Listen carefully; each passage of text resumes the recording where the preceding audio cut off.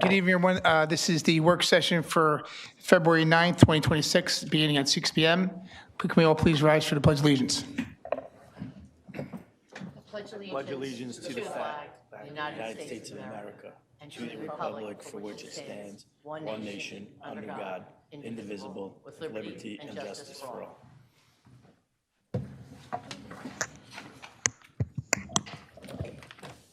Roll call, Madam Clerk. Councilmember Brusher. Here. Councilmember Coyle. Here. Councilmember Dima. Here. Councilmember Kentos. Here. Councilmember Patel. Here. Councilmember Batil. Here. Councilmember Shmuel. Here. Adequate notice? Adequate notice of this meeting as required by the Open Public Meeting Act of 1975 has been provided by the annual notice sent to the Home News Tribune, Star Ledger, Desi Talk, and News India Times on November 17th, 2025, and posted in the main lobby municipal complex on that same date.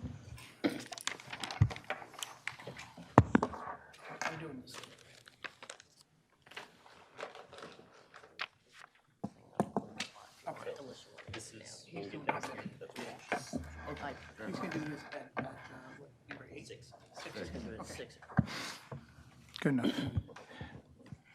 Council members, just review of the minutes. Any comments for the combined meeting of January 28th, 2026? Hearing none, moving to 4 unfinished business for further reading, consideration, public hearing, and final adoption. Any comments on 02273-2026, an ordinance amending the Chapter 4 of the Personnel Policies, Section 4-3 Military Leave, and 413X of the Municipal Code of the Township of Edison. Any questions or comments? Yeah, so with that one, Council President, taking into account the public opinion from the last meeting, the comments that we received, speaking with some of the council members, the legal is recommending that that ordinance actually be withdrawn on Wednesday and a new version introduced that better addresses what the intention of the township is. Okay. Any questions on that being removed by council members? Council President, but I have another question on this ordinance. If I can. But we're going to remove it, though. Yeah, but still I want to ask. Okay, sure. Just, how many employees, the township employees are impacted with this ordinance? Do we have any number? 5, 10, 15? There are 4. 4, okay. Thank you. Okay, any other questions or comments on 2273? Hearing none. 2274, an ordinance amending the Township Code, update the address list of the personal entitled handicap parking spots. Any questions or comments? Hearing none, moving to 2075, an ordinance establishing to not to exceed the salaries of certain officers and departments and heads and employees of the township. Any questions or comments? Council President? Yes. Just for my information, and apologies for missing the last meeting because I was not in town. Quick question on this, do we have any sort of a report that compares the salaries plus benefit or benefit of the towns which are, at least 2 towns which are larger than Edison and 2 towns which are smaller than Edison, so we can compare very clients? We can send that to you. Thank you, sir. Thank you. We'll get that to him. I think Marlene's got said something. Okay.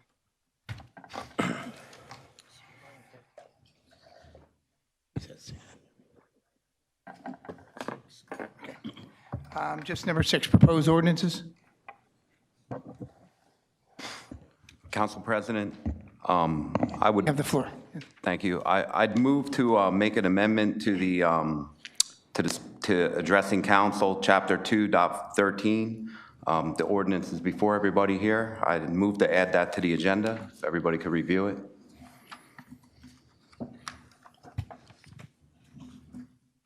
Okay, the council member has a motion to add the so forth ordinance to the agenda for the time limit for the meetings for public speaking. So is there a motion to add this? So is there a second to add this? I second it. Okay. Madam Clerk, we have a roll call to add this to the agenda? Councilmember Brescher. Yes. Councilmember Dima. Yes. Councilmember Kentos. Yes. Councilmember Patel. Yes. Councilmember Patil. Yes. Councilmember Shmuel. Yes. Council President Coyle. No.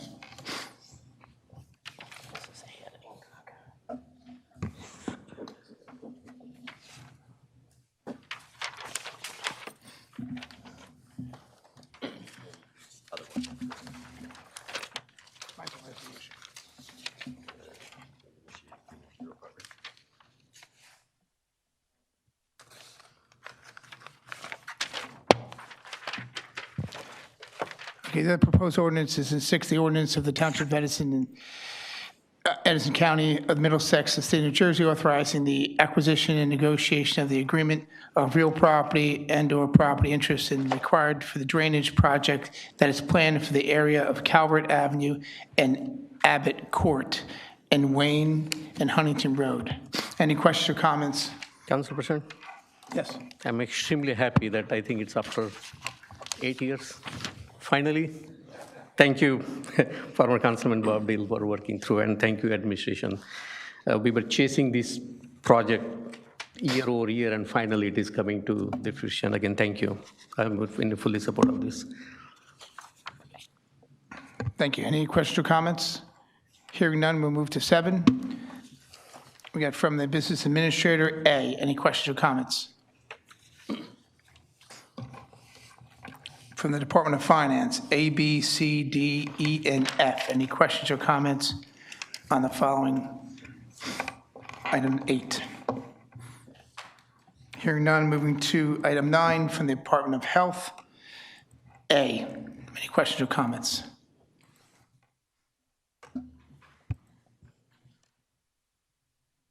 Hearing none from the Department of Planning and Engineering, we have A, B, C, D, E, F, G, H, and I. Any questions or comments from item 10 of the Department of Planning and Engineering? Council President, Yes. I'm going to say aye. $357,000, I guess, to come up. This is just for like asbestos abatement. I know it also says surveying project, but I don't know what that is. I walked through that with Mr. Deal, and the administration had a pretty good handle on what they were doing down there. And just for like an environmental asbestos testing, it's exorbitant. It's probably the best way to put it. You know, even if they were to sample every room, floor, ceiling, and walls. So I just don't understand where the 357 is going to. You know, if you'd like to speak to them and, you know, give me that, maybe like a list of it tomorrow or something, if I can get from them, like exactly what they're going to be doing and a breakdown for what each of those items are. Sure, Council President, if I may. So what they would be doing is going through the entire building. There are portions of the building that would essentially, there's some demolition that would be required, and therefore the extent of the environmental abatement that happens takes on a whole animal in and of itself. So it is more involved than just making recommendations regarding the environmental abatement. It's also doing it in a manner that is safe for everyone. So I can have Mr. Piccirillo kind of walk you through a little bit of what that entails in the report. That would be fine, yes, if he'd like to call me tomorrow or something. I mean, you know what my concern is? Oh, yeah. Brian, I mean, you want, He's here now. you mind doing it now? We'll just, yeah. You okay with that, Council? Yeah. Yeah, no, we can go through it. We'll yield 3 minutes. Council President, we are going to be open to walkthroughs, so I'd welcome anyone on the council to come and do that. Okay, as soon as the date's set. Council President, I have a walkthrough scheduled for tomorrow when I saw this on the agenda to walk me through what they can, because obviously without protective gear, there's an issue. Is it with the Anybody wants to administration? join me, it's at 12:30. Do you want to just, Well, no, I actually have a 1 o'clock. okay, all right, well, let's finish with Freehold. our engineer. No problem. So This proposal is broken up into 5 tasks. First one's environmental services, which is roughly $75,000. That's to go through the building and site to determine in more detail than the last one what areas need abatement. On top of that, there's demolition documents that have to be prepared, the plan on how to do the abatement, as well as demoing portions of the building. That is $155,000 because of the extent of remediation that is necessary. There is specifications and bidding services in this because we're going to have to bid out the abatement. We have survey services where we're going to laser scan the building for, heaven forbid, a situation arise where we can't, save the entire facade of the building due to the abatement. Say there is an issue with some of the blocks, say, or the mastic that is holding the block together. We're scanning the outside so we can, anything that is damaged can get recreated. And there is another roughly $90,000 in there that is for concept layout of the entire site and the building itself. Okay, so you're telling me then that all of the asbestos in this building would need to be removed? Because At this point, the answer is yes, because we don't have an actual design for the building. So if the mortar has asbestos in it, right, you're going to come up then with a plan to remove the entire building? I'm hoping it doesn't go to Well, that it's- level, but that is a potential. Now, is that required by law? Depends on what the uses are. The level of abatement depends on what the use No, is. what I'm saying is that if the mortar has asbestos in it, right, is it a law in New Jersey that if you were to do a renovation, is it required that you remove the building with all the asbestos? Is there a requirement to remove all the asbestos, or is there a requirement to remove disturbed asbestos? I'm trying to find the scope. It's to remove the disturbed and friable asbestos. So the concern is as we start demolition for improvements, that this may be a trickle-down effect. Council President, if I could just add. Yes. So the building is not ADA accessible, at least to the standards of today. And so once you start moving around walls, and the intent of this building is for community services related programming. And so because of that, it requires this extent to do this kind of remediation. No, listen, where I'm basically going is, I have a feeling you're going to end up coming back telling us that the building, a majority portion of the building, is going to need to be removed. And at that point, well, then why don't we just do it now and we save the $375,000? I know what asbestos abatement costs. I know what the testing costs because I hire people to do testing, right? I know that for this amount of money, I can keep people there and test almost everything in that building, every wall that you have, and I can get that done for a quarter of this cost. So that's what my concern is, right? That's why I was saying I don't understand what your scope is that you plan on doing, because when I went through with Mr. Deal, what the administration was doing, this here is exorbitant, excessive. It just makes zero sense. Now, if you have another thought that you're looking to tear off the facade and everything, I get it. Then yes, this could be reasonable, but not for the scope that I seen and I walked through. So just so you know, the demolition and construction documents that are for the abatement portion is roughly half this number. It is $153,000 out of the $357,000. And you got 3 bids on that?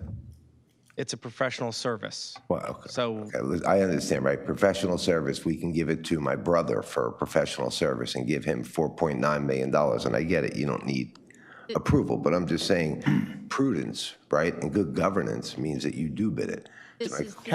Councilmember, would you allow the business administrator just to Just for jump in? correction, this was bid out. This is part of our professionals that we put out the RFPs. So this was done through the proper procurement process. So, okay, so here, like, let me put it to you like this.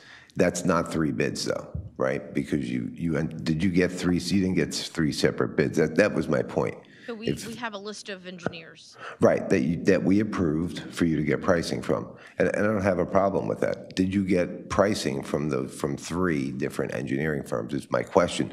For the same exact scope that would be written? No. In this case, we did not, because this has been the engineer working on this project. Yes, it's like going to any contractor, right? When I building your house, and then you ask me to change a faucet, and I tell you it's $3,000.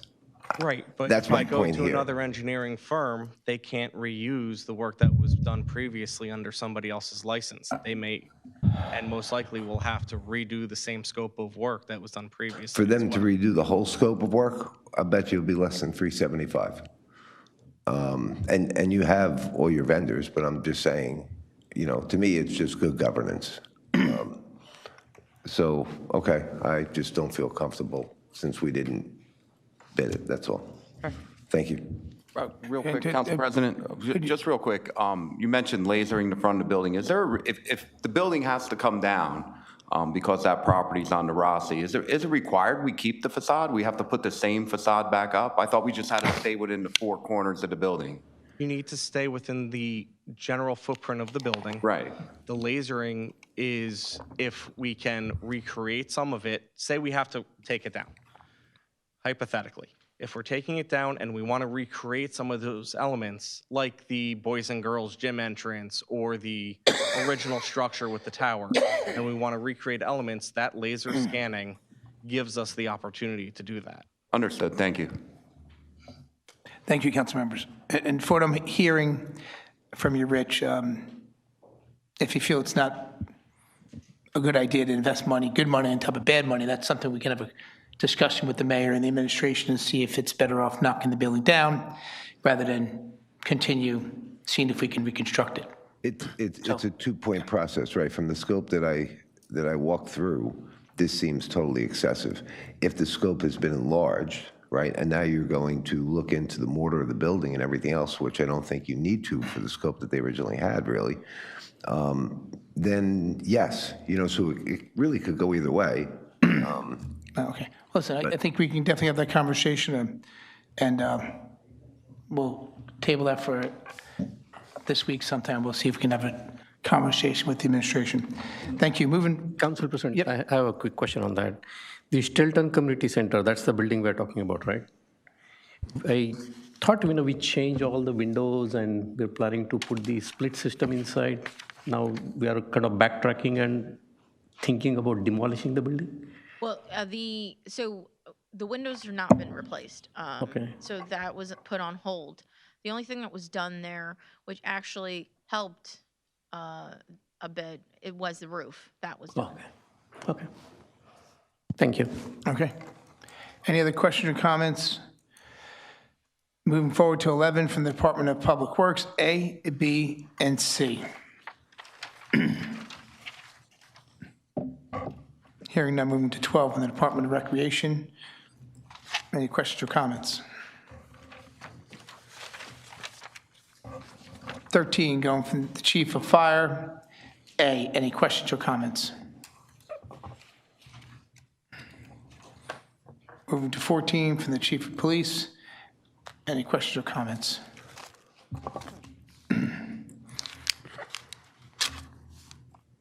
Hearing none, moving to 15, the Township Clerk. I have a resolution I've discussed with council members. We'll be adding a resolution confirming the Edison Wetlands Association representative to the Peter J. Barnes III Wildlife Preservation. You have the resolution in front of you. Most of us know this applicant. This will be added to the agenda for Wednesday's vote. Any questions or comments? Moving to 16, oral petition remarks. This portion is open to the public to have discussion. You have 4 minutes to discuss. Anybody from the public? Sure.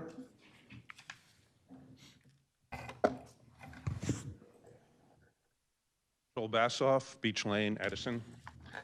So I'm a couple of meetings behind with things that I want to say. The first thing I'd like to point out is that after the blizzard, the Public Works Department did an absolutely fantastic job of clearing the streets. They were relentless. I can't believe their stamina.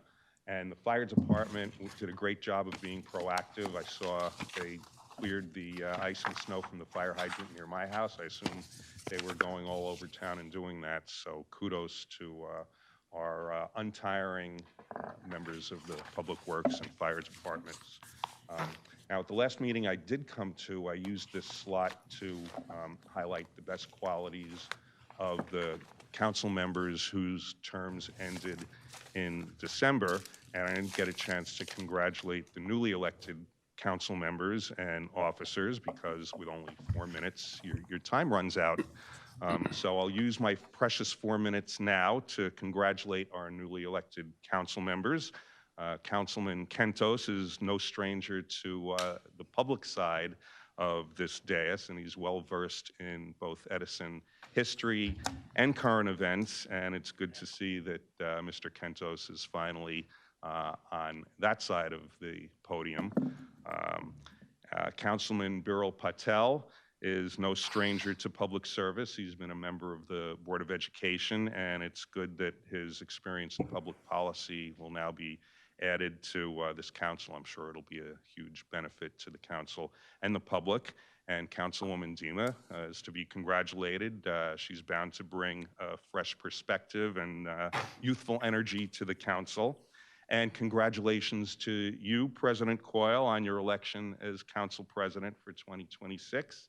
I hope I can speak for the public when I say that we are hopeful that you'll provide over the council with wisdom and fairness, and that you'll guide the council in fulfilling its statutory responsibility as an independent branch of municipal government and as a watchdog over the public purse, as we saw an example of that with Councilman Brescher asking some very incisive questions about a spending item on the agenda. And it's important to remember that as a symbol of your office, you hold a gavel and not a rubber stamp. And with my remaining time, I want to urge the council to hold off on giving yourself raises. It's a bad look to give yourself raises shortly after you've been elected, and at the same time that we know that there was an ordinance that would have cut the compensation of municipal employees who also serve the military. So I'm glad that you're reconsidering the ordinance to cut the compensation for those who serve both us here in Edison and protect us as members of the military. And I hope you'll reconsider the ordinance in which you'd be giving yourselves large raises. Really the appropriate way to do it, because no one doubts that you put in a lot of time and effort, and that the new members of the council will do so. But the appropriate way to do it is to handle it the way the state handles it for the governor, for example, which is if you want to put through an increase of compensation, make it effective for the next term of office. Don't do it just when you start out. There's more to say, but it looks like I'm out of time. Okay, thank you.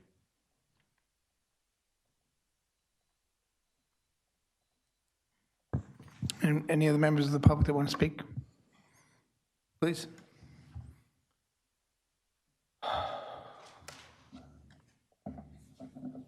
Thank you. Am I recognized? Nobody's here today, and yet we're cut at 4 minutes. We should have 6 minutes. It's absolutely disgusting. You can't stay here for an extra 4 minutes combined, total of 4 minutes. I want to talk about the Epstein files. Before I talk about the Epstein files, Governor Mikey Sherrill, another Zionist, wants to pass an anti-free speech law. If you criticize the state of Israel, they're going to come after you. They're going to imprison you. And absolutely disgusting, especially at a time like now when the Epstein files were released. So many people want to criticize the state of Israel. They're following in Florida's footsteps. That's a disaster. Is Governor Mikey Sherrill a Republican now, too? So the Epstein files are released. They're killing the little kids. They're abducting the little kids to cover up their evidence. Huge tons of sulfuric acid. They just wash away the evidence, you know? They let the kids' bodies dissolve. Absolutely disgusting. Pizzagate was real. Hillary Clinton, John Podesta, all of them committed crimes against children, sexually molested children, abducted those children. I want to hear what you guys have to say about that. I want to hear what you guys have to say about Mikey Sherrill wanting to violate people's free speech rights.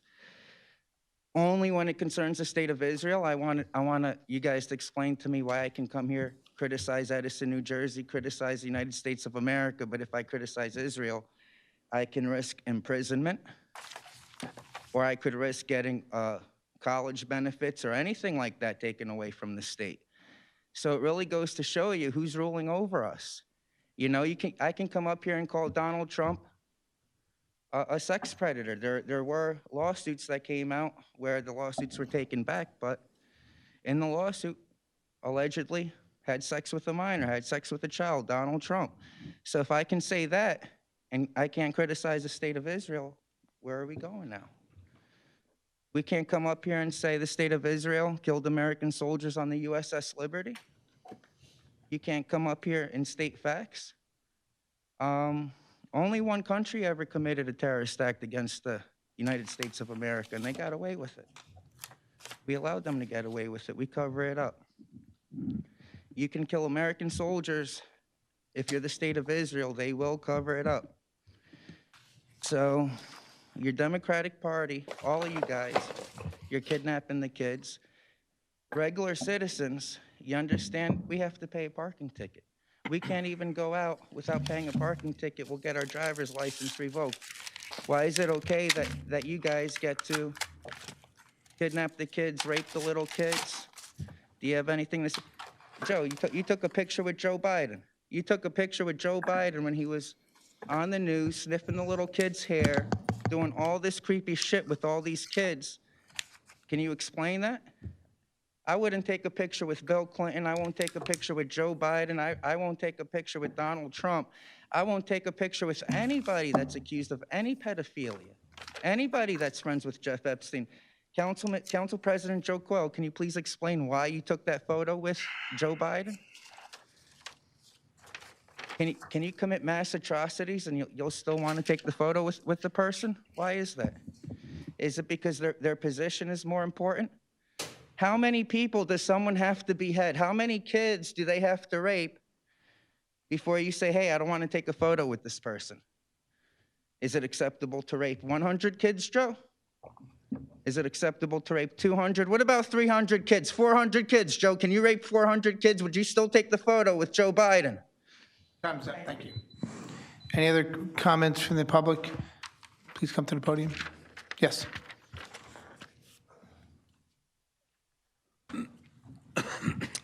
Yeah, Anthony Diamond, Edison, New Jersey.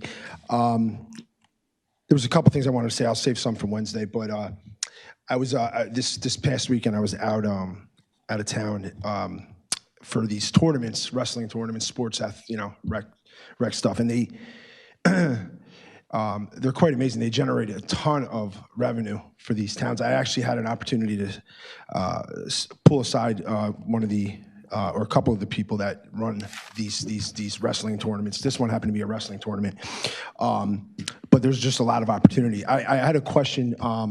The Jets field, does the outdoor? Do we still have the outdoor field? Is that still? I know they built the facility. Is the field? Wasn't there a field next to the actual field next to it? Is that still there, utilized? Is it? I don't know if it is, but if it is. There's a lot of opportunity. Like, I'll email you guys some stuff, but for instance, they do lacrosse stuff. They just do a lot of this rec stuff, and I don't know if there's a board or something like that can be put together, but these towns make a boatload of money. These people come in from all over. It's well organized. This one particular, yesterday, it was at the high school, in like Hillsborough, I believe. They used the high school, so they worked with the high school. But that new facility, the Jets field, I don't know what the plans are for the future, but that's something to definitely, look into and bringing these tournaments in here. I bring up lacrosse because lacrosse, they have if the field is there, they do it at St. Joe's, and that place is packed. They do like a whole weekend thing. It is, I don't know if you guys ever pass it. I mean, it does a lot of big business there, so something to think about. But I will email you guys something because this individual I spoke to who runs it had some good tips and good advice. So he sent me something. I'm going to forward it to you guys. But that's really it. I know I'm not getting into specifics, but there's opportunity there. But I guess my only question is there a board, like who would be in charge of that? Is there plans for doing that? Who would be oversee something like that? To put together that type of project. Because that, there's a lot of moving parts. So I don't know if there's plans already in place or if there isn't, I would recommend, definitely jumping ahead of that. So that's it for now, Council President. Thank you. Thank you. I just first wanted the field. He spoke to Jets. It's our Jets turf field. Of course it's available. Yes, it's the new one, yeah. Beautiful. Yeah. I was to say, if I may, Council President. You want to comment on the recreation part? Yeah, we have a world-class Pop Warner field there and facility. I mean, I'm sure championships will be played there. It's an unbelievable facility. No, we have an indoor facility with an indoor turf field as well as the outside turf field as well. And the rec is running the. It's my understanding that the rec is in charge of the facility. Okay, and for a second question, we will appoint our committees on Wednesday and our chair of recreation. If you want to have a proposal to sit down and just sketch out on paper an opportunity for the town to have such a game in the community, wonderful. But coming from someone who puts events together every day, I love the idea, and I'm sure you do too, but sometimes it's just a lot more work. And if you bring in those people who are experienced, maybe it's best they just come and do it. And you can weigh that out with the recreation chair later, not a problem. Anybody else from the public that'd like to speak? Seeing none, can I have a motion to close the public portion? Motion. Second. Second. All in favor, say aye. Aye.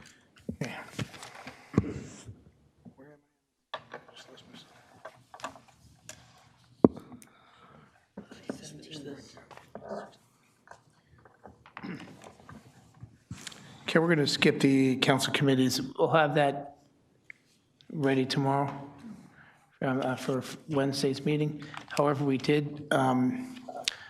have a cultural arts meeting for Tuesday, so I was so lucky to hear the excitement from Kelly Dima to be a part of that. So among the other things she's asked to be involved in, it was so easy to push her over the ledge and be on this as well. So thank you. Okay, we're going to move to points of light. The township offices will be closed on Thursday, February 12th for Lincoln's birthday, and also Monday, February 16th for President's Day. On Saturday, February 21st, the Lunar New Year celebration at Thomas Jefferson Middle School from 12 to 3. Anybody would like to add something to the points of light? Any comments? Okay, hearing none, we're going to move to discussion items. And I guess I'll first start with the council vice president. Why not? We can go a little backwards. Do you have any discussion items you'd like to? Yeah. No, sir. Okay. And we'll go to Councilman Brescher. None at this time. Councilwoman Dima. None at this time. And we have Councilman Patel. Yes, so I have a few things. The first one, I'll move to Wednesday. I'll go ahead and address a couple of other things that I had. So we experienced one of the largest significant snowstorms most recently in the Northeast in several years now. was followed by extremely cold temperatures and no rain. I mean, it's terrible out there. And because of this prolonged cold, snow, icy conditions, the snow won't even melt for many days.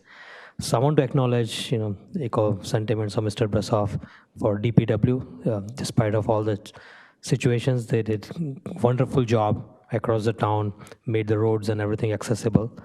That being said, there were still reports because of this unprecedented, times that we had with the weather conditions, where sidewalks were not being cleared by property owners, which is understandable, due to the severity of the storm. For the information of our residents who reach out with these questions, I want to ask administration few questions. So which department is responsible for the sidewalk, snow, and ice enforcement during events like this? Second question is, what is the standard process for code enforcement during major unprecedented storms like this to enforce? I have heard that in some cases that warnings were issued. And what is the typical course of action in these situations? And how is enforcement handled during in this situation? Additionally, for sidewalks that are leading to school properties throughout the township, if we can work in the future situations like this towards compelling a list of key streets or property addresses and prioritize enforcement for those sidewalks during future storms, that they can be cleaned sooner, so it can be safer for kids to get to school. There were also reports of some sidewalk areas near Metro Park on Edison side, where commuters were walking on large piles of snow and ice. Now, I'm not sure whether it's a part of Edison or it comes under state or county, or if it's Edison, then if Edison is responsible or someone else. And I understand that storms like this do not happen often and all the time. And great job by DPW, by engineering department, by code enforcement, everyone. But I believe it would be helpful for the residents to have answers to this question and just for their knowledge and understanding. Thank you. So Sonia, if you can shed light. Councilman Patel, I'm going to answer before I let the administration speak on that. Just in general, I mean, as we hear as council members serving the public, we have to give, first a strong shout out to our DPW that's out there clearing the roads. And this is not, this snowstorm, which every resident has a chance to complain about. I mean, but the fact of the matter is, there were times we don't even know where to put the snow. So in the first 10 days, we're still moving snow around. So I would imagine there is some forgiveness in the corner walkways of the street side, removing that snow, because, I mean, the pile is the size of a car to get through. So, I mean, as much as I want code enforcement to be out there and write tickets to every single homeowner, there is a gap in between the date of the snowstorm, when a snowstorm is finally cleaned up, and the edging and moving all the giant piles of snow that are unfortunately in the wrong places because there's no place to push the snow. So I just want to start off with that because I did also call the administration to speak to Pat Coyle and DPW to see, like, what is our plan when we have this much snow? I mean, because this was a lot of snow. And if you think about it, we did an ace of a job clearing roads. We had blacktop when some towns had ice on their streets. So I think it's just a matter of process management of how we deal with this. But it's a great question, but I just want to at least share with you that it was a 20-year snowstorm that we had. So, but to you, for the sidewalks, for the schools, to administration, and some other areas he discussed on Metro Park and how we to enforce that. Sure. So just for everyone to know, zoning handles all of these sidewalk issues, and we did in fact issue warnings, so they are not summonses. So that was the initial process in all of this, and we felt that that was fair in terms of giving people chances to actually remove. However, for those that did not in particular follow that warning, they then were receiving a summons. I will tell you, just from experience in looking at some of the data, you're looking at usually frequent flyers, as we would call them. So, those are some of the normal problem areas. As far as the schools, we have a pretty good line of communication between our administration, their administration. So if there's any issues with regard to sidewalks, which are about 80 that we take care of, that children Edison children walk through. As far as private residencies, we just ask that if there are issues related to private residence on the way to school, then they should reach out to zoning. So just a couple of resources. You know, we post things on the township website, of course. Make sure you sign up for township notices through Everbridge, which is now shifted from Nixle. I'm not sure everybody knows that, but just as a public service announcement, we've switched over. It is a seamless switch over. Not much for anyone to do as far as having to re-sign up. The other, of course, is QSend, which is our request for services. I want to make sure people do follow that. It is helpful, and we have the analytics on that. As far as Metro Park, which, as you all know, is on a state highway, 27. So with that said, we have our partners at DOT. So if there are issues related to commuters, I would ask that you contact us. We do have a direct communication with someone there so that they can address issues related to commuting over at Metro Park. I hope that answers your questions. Yes, thank you. And council members, our DPW, when we meet, we go over snow and planning and making sure we have truck power and everyone available to get out there and handle the snowfall who are certified drivers. But I certainly will look into seeing how we could have a better process with different ownerships of property as a pre-plan for the big storms like this and a turnpike clearly. So thank you for bringing it up. Who do I miss here? Councilman Asaf Shmuel, did you have anything? Sure. Thanks. Sorry, Councilor. Last year, we had a resident come in regarding some drainage issues on the corner of Marshall and Highland. I just wanted to know if there's a plan of action in place. Obviously, not now since it's cold, but if the administration could speak about it or the engineering could, if there is a plan of action.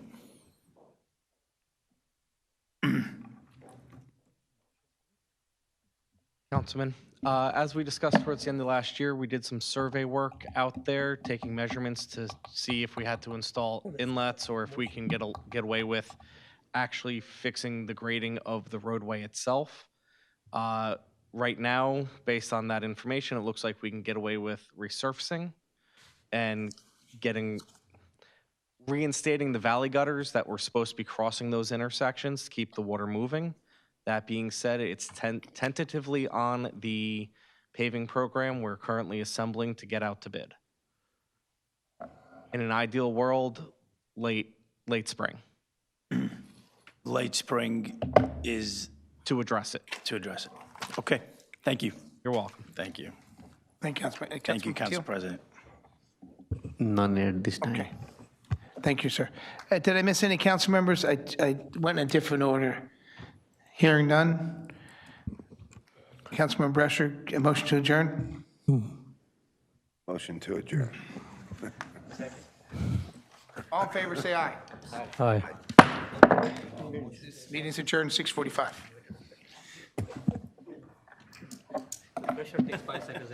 Yeah. It doesn't feel right if it doesn't come from that corner. I know, the corner's being left. He didn't add the resolution on the agenda.